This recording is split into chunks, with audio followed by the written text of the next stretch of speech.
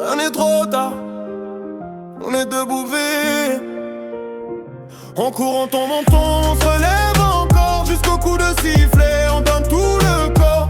Sueur sur le front, le cœur est en or. La victoire s'arrache, elle dort pas dehors. On vise le sommet même si la route est longue. Chaque pas compte, chaque seconde est bombe. Dans l'arène, on fait taire le doute. Mental solide, champion rougat. Un poussiéreux rêve plein la tête. Personne croyait mais nous on savait. Chaque matin le sacrifice est honnête.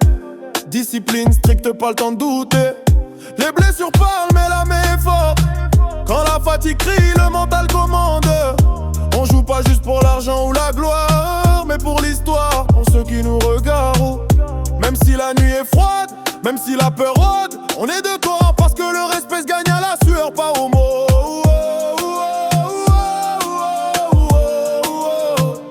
On court, on tombe, on se tombe, on se relève encore. Jusqu'au coup de sifflet, on donne tout le corps.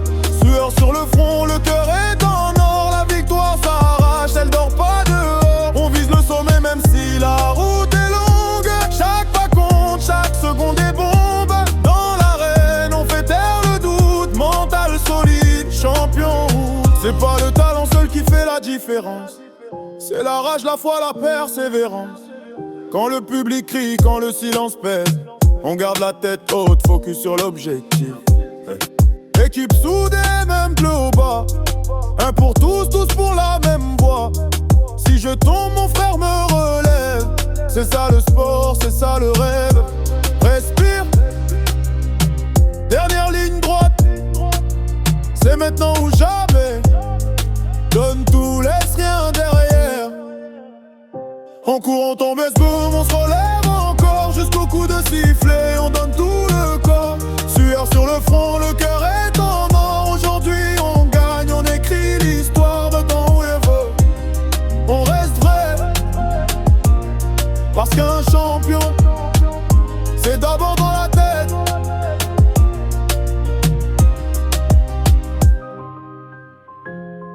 On est trop tard, on est debout V. On court, on tombe, on se relève encore. Jusqu'au coup de sifflet, on donne tout le corps. Sueur sur le front, le cœur est en or. La victoire s'arrache, elle dort pas dehors. On vise le sommet même si la route est longue. Chaque pas compte, chaque seconde est bombe. Dans l'arène, on fait taire le doute. Mental solide, champion rougat. Un poussiéreux rêve plein la tête. Personne croyait mais nous on savait. Chaque matin le sacrifice est honnête. Discipline stricte, pas le temps de douter. Les blessures parlent mais la main est forte. Quand la fatigue crie, le mental commande. On joue pas juste pour l'argent ou la gloire, mais pour l'histoire, pour ceux qui nous regardent. Même si la nuit est froide, même si la peur rôde, on est de corps parce que le respect se gagne à la sueur, pas au mot.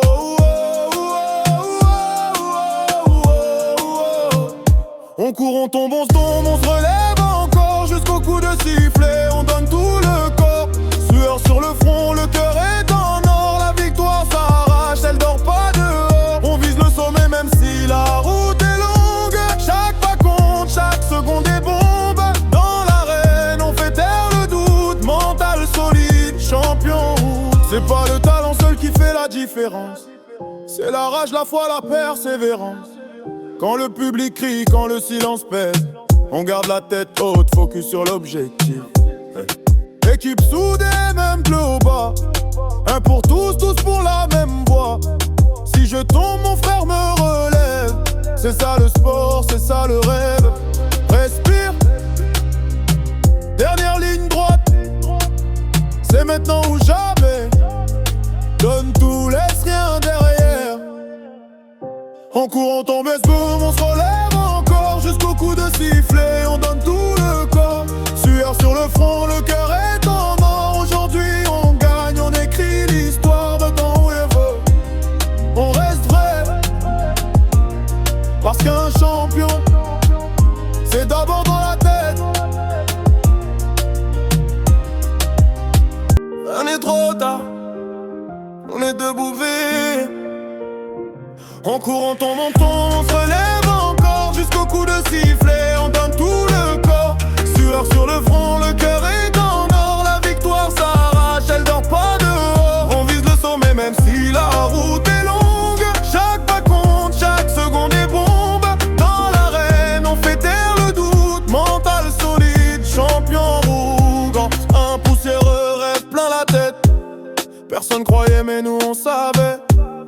matin le sacrifice est honnête. Discipline stricte, pas le temps de douter. Les blessures parlent mais la main est forte. Quand la fatigue crie, le mental commande. On joue pas juste pour l'argent ou la gloire, mais pour l'histoire, pour ceux qui nous regardent. Même si la nuit est froide, même si la peur rôde, on est de corps parce que le respect se gagne à la sueur, pas au mot.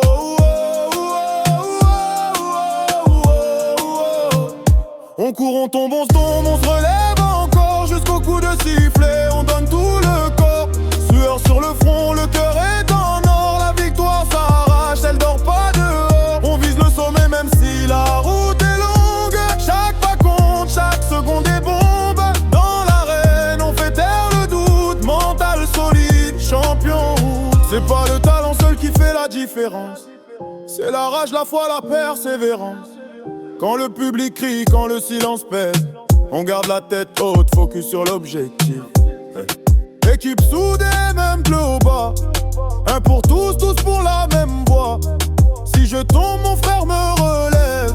C'est ça le sport, c'est ça le rêve. Respire. Dernière ligne droite. C'est maintenant ou jamais. Donne tout, laisse rien derrière. On court, on tombe, se boum, on se relève encore jusqu'au coup de sifflet, on donne tout le corps. Sueur sur le front, le cœur est en or. Aujourd'hui on gagne, on écrit l'histoire de temps où on est trop tard, on est debout veillé. On court, on tombe, on se relève encore jusqu'au coup de sifflet, on donne tout le corps.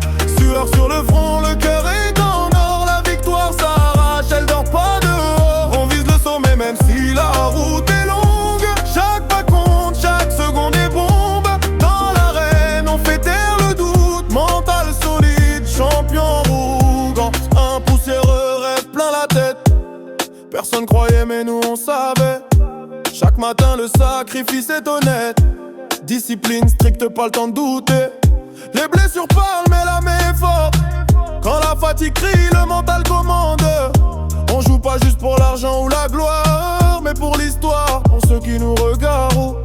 Même si la nuit est froide, même si la peur rôde, on est de corps parce que le respect se gagne à la sueur, pas au mot.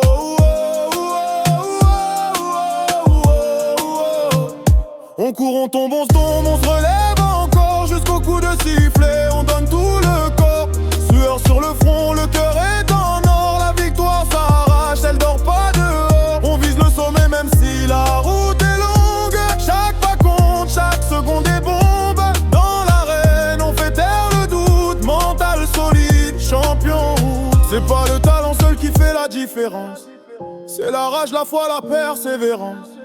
Quand le public crie, quand le silence pèse, on garde la tête haute, focus sur l'objectif. Équipe soudée, même bleu au bas. Un pour tous, tous pour la même voie. Si je tombe, mon frère me relève. C'est ça le sport, c'est ça le rêve. Respire. Dernière ligne droite. C'est maintenant ou jamais. Donne tout, laisse rien derrière. On court, on tombe, se boum, on se relève encore jusqu'au coup de sifflet, on donne tout le... Chers amis internautes de la chaîne YouTube d'OSTV, ñu ngi fi nga xamante ne moo di centre Jules François Bocandé où on a assisté à la première journée entre Ndaje USD contre Atlantique. Ñu taxaw ki nga xamante ne moo di le coach de Atlantique Samba Arona nuyu nañ la. gannaaw bi ñu la nuyoo ba pare tey ba ñu doon defal résumé 90 minutes yi lan lay doon tey. Manque d'efficacité. Manque d'efficacité. Quand tu joues des genres de match, tu te crées 7 occasions. Dougoloko, on ne peut pas parler d'autre chose que manque d'efficacité. Mais on peut les comprendre parce que c'est des jeunes joueurs. C'est des U17, c'est des U20. C'est des U17, U20. Ils doivent découvrir la compétition. Et c'est normal. Sur le premier match, nous avons les mains. dañ koy sant yàlla dañ ciy jàpp gën a liggéey. mais buñ ko dee résumé rek sur le match c'est manque d'efficacité. mais à part manque d'efficacité amul lenn loo xamante ne nii mën nañ ko si jàng parce que aussi on a vu des occasions manquées du côté de votre côté. moom laay wax léegi mooy manque d'efficacité bi. parce que tu as 7 occasions. en 2 minutes de jeu c'était déjà 2-0 on a 2 balles de but en 2 minutes de jeu. 2-0 sur la fin de match on a 2 ballons yoo xam ne c'est des buts. mais 7 occasions mënoo ko dugal loolu mënoo ko tuddul manque d'efficacité. à part ça bon. tey match nul ngeen génne fi nga xamante moo di centre Jules François Bocandé nan ngeen nar a entamé li nga xamante moo di vos deuxième match. Parce que ce match boo gis jàngat la on prend sur le match li ñu manqué ñu progresser l'équipe progresse de match en match quand tu te crées 7 occasions sur un match ça veut dire quelque part il y a quelque chose qui est fait en amont li ñuy def noonu en amont moom la ñuy gën a jël gën a liggéey dans la continuité si li ñuy def nii pour bien préparer notre deuxième match. Est-ce que vous pouvez me parler un peu parce que j'ai poursuivi le match je l'ai reporté mais j'ai vu un gamin de votre équipe le latéral droit Mohamed Baldé est-ce que vous pouvez me dire quelque chose sur Mohamed Baldé. C'est un jeune joueur plein de talent mais laissons-le grandir nañ ko bàyyi mu màggax boppam parce que nous on fait jouer des U17 et U20 c'est un jeune joueur plein de talent mais on le laisse grandir nañ ko bàyyi mu grandir à sa guise pour mën a progresser on sait qu'il a talent parce que moo tax ñu indi ko il y en a d'autres qui vont venir di ngeen leen découvrir ci kanam parce que c'est comme ça nous suñu liggéey loolu la faire émerger les jeunes joueurs boo gisee équipe bi ñaari senior la am ñaari senior sur les 18 ñaari senior il y a 7 ou 8 U17 sur li ñu terminé match bi il y a 4 ou 5 U17 ñi des ñëpp ay U20 lañ maintenant on continue le travail essayer leen permettre créer le cadre pour ñoom ñu progresser on va essayer de créer le cadre pour ñoom ñu progresser mais franchement amer c'est un match amer mais jàngat la rek. Merci et bonne chance pour la suite. Merci à vous. Merci. Matar capitaine d'Atlantique FC ñu nuyu la ba pare Matar tey joué ngeen ak ki nga xamante ne moo di Ndaje ici au centre Jules François Bocandé lan nga mën a jàpp ci match bi ngeen football tey. Tout d'abord maa ngi nuyu yéen ñëpp lii match yi maa ngi koy résumer si manque d'efficacité rek soo xoolee on domine largement l'adversaire mais on n'arrive pas à marquer un but. waaw maa ngi koy résumer si manque d'efficacité loolu nga ko mën a résumer si match bi à part ça c'était pas un match intense wala c'était un match intense par rapport à vous ak seen niveau de jeu yéen. oui non soo xoolee ñun suñu niveau de jeu bi on a travaillé là-dessus quoi par rapport à suñu premier match yi fekkee yéen a cadre boo xoolee am nañ progression si loolu quoi. ouais mais l'adversaire tamit c'était pas mal quoi. il a des répondants quoi. Ok gis ngeen ne li ngeen andi woon teg ko ci table bi l'adversaire a répondu sur ça toutes vos stratégies le coach de Ndaje parvient à démasquer ça. oui mais pas totalement quoi pas totalement parce que boo xoolee ñoo ëpp occasion de but. manque d'efficacité mais c'est une bonne équipe quoi. C'est une bonne équipe. Et c'est des choses yoo xamante ne boo leen demee à l'entraînement di ngeen ko travailler par rapport pour seen match bii di ñëwaat. Oui, à l'entraînement on va travailler là-dessus parce qu'on a une très bonne staff qui travaille matin midi soir pour nous. Oui, on a une bonne groupe quoi. Okay. On travaille là-dessus. Okay, merci et bonne chance pour la suite. Merci à vous. ba léegi ñu ngi ci intervention yi nous sommes avec monsieur Youssou Youm coach de Ndaje coach. tey seen premier match seen première journée ci championnat régional bi ngeen daje ki nga xam ne moo di Atlantique. vous avez joué 90 minutes. en résumé lan lañ mën a jàpp tey ci match bi. waaw d'abord dama leen di remercier bi nga ñëwee couvrir suñu événement bi vraiment mënuñu lu dul sant leen gërëm leen parce que loolu ça nous permettra au moins waa dëkk bi ñu am. un aperçu si ñun li ñu nekk di liggéey donc par rapport au match bon booy xool ñaari équipe yi sur le plan structurel ñoom ñoo ñu gën a structuré donc te yooyu c'est des paramètres yoo nga xamante ne à ne pas négliger peut-être ñoom temps bi ñu am seen joueur ñun amuñu ko ak suñuy joueur ñun fii loolu mooy suñu problème parce que ñoom mën nañ am heure bu leen neex ñu entraîner seen ay joueurs mais ñun contrairement fii yéen xam ngeen lii réalité fii nous on a des ouvriers on a des maçons on a des mool ak lépp la ñu am donc cela veut dire que manque d'entraînement bi moo ñu empêché ñu gagner leen mais bu fekkoon te équipe bi dafa continuer ci dynamique bi mu nekkoon en Coupe du Sénégal parce que Coupe du Sénégal on a joué 3 matchs on a gagné les 2 le 3e match on nous a gagné à la série de tirs au but donc cela veut dire que ñun bu ñu fekkoon suñu niveau boobu c'est sûr qu'on va les battre maa ngi dégg leur coach na ils ont créé cette occasion mais occasion bi gën a franc ci match bi defe naa ñun ñoo ko am 1 contre 1 avec l'attaquant avec le gardien mu dóor ko à côté 2 fois voilà donc cela veut dire que mu ngi noonu football daal mu ngi noonu mais ñun jàngat bi ñu ci am mooy que sunu joueurs ils sont pas prêts physiquement pour l'instant donc loolu moo très def différence bi baneen bi suñu élément moteur dafa blessé en première période muy moo donc tey ñun ñëpp xam nañ ne mooy c'est l'élément moteur de l'équipe donc bu blessé dafa diminuer équipe bi bu baax mais loolu daal jàngat boobu daal laa am si match bi que ne loolu moo tax ñu def la différence mais Dieu merci parce que man j'avais dit aux gosses comme c'est un premier match à défaut d'une victoire on prend le nul et on s'en va l'essentiel c'est un championnat il faut chaque journée nga marquer point boo ko defee rek au finish tu peux avoir quelque chose mais on aimerait gagner ce match parce qu'on était à domicile. Ouais. Avec tous ces failles que vous avez énumérés tout à l'heure, entraînement, vous allez entraîner en fonction des joueurs. Vous n'allez pas entraîner en fonction de l'heure que vous voulez entraîner. Avec tous ces failles-là, qu'est-ce après le travail au sein de vous? On est obligé de s'adapter. Hein? On est obligé de s'adapter à l'heure qu'il faut. Parce que même terrain, le football, on a une chance de tous les jours. Parce que chaque jour, on entraîne, on paye 25 000 ou 30 000. Pour s'entraîner ici. Et cette année, on va jouer tous les matchs sur terrain synthétique. Donc cela veut dire que nous, forcément, nous avons une chance d'entraîner sur terrain chaque jour. Si nous avons peut-être les gosses, ils vont s'arrêter. Mais toute la semaine, nous entraînons terrain terrain souffle. Nous entraînons la nuit et nous avons un match. Donc il fallait s'entraîner à l'heure du match, mais malheureusement on a s'entraîné la nuit. Cela veut dire que non parce que le terrain n'était pas disponible instant heure bi ñu war a amee match.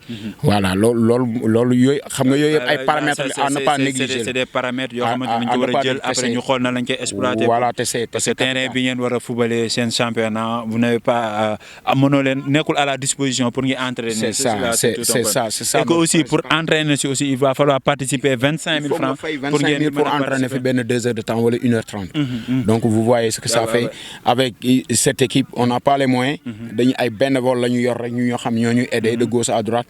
Contrairement à l'équipe bi ñu doon jouer Atlantique, ñu ngi ñi bus lañ garé. Ils se sont bien préparés. Voilà, ils se sont préparés. Donc Dieu merci que ñun au moins tenir nañ leen tête ba gagner ñu té vraiment on devait les battre. Ah ouais. Je l'ai dit tout à l'heure sur le reportage que j'ai fait à l'entame du match.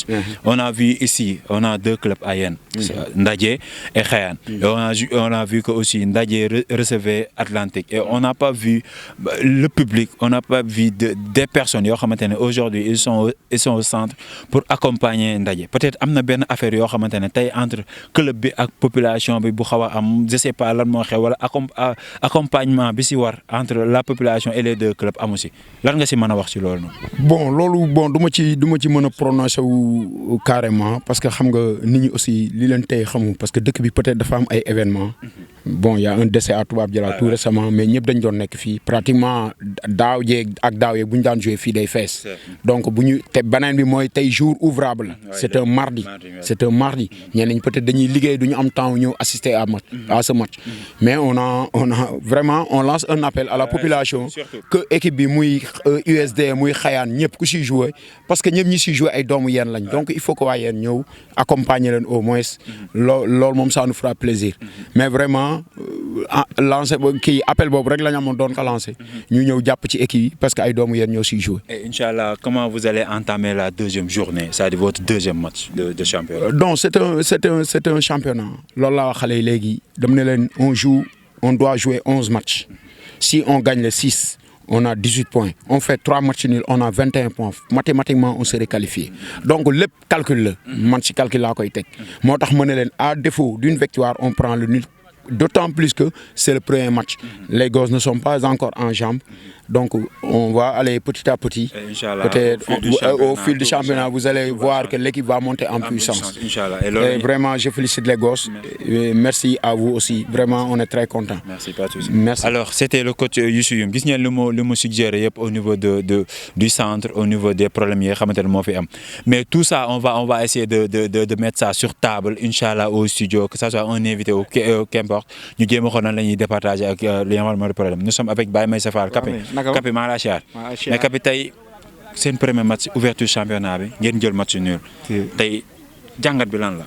Non man je me suis dit que ne carrément boo jàngat bi tamit xam nga rupture bi ñu am la durant bi ñu jógee 3e match xam nga Coupe du Sénégal avant ñuy jógee ci 3e match bi ñu ngi ñëwoon xam nga ci benn goût bu garaaw après xam nga am lu fi jaar mais affaire de CAN bi booy ñëw tuñu tërën affaire bi xaw a taga am rupture mooy loolu quoi.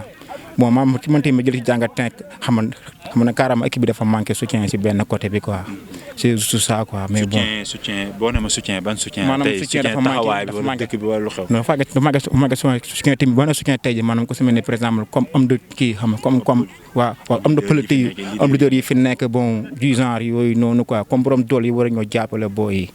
parce que tamit ça manque de moyens voilà ça manque de moyens te dirigeants yi nekk ni USG nii wallaahi ñoom ñooy cotiser parfois yenn booy bi ñu ñëwee amuñu passe après ñun gérer ñun suñu biir ñooy obligé de gérer passe.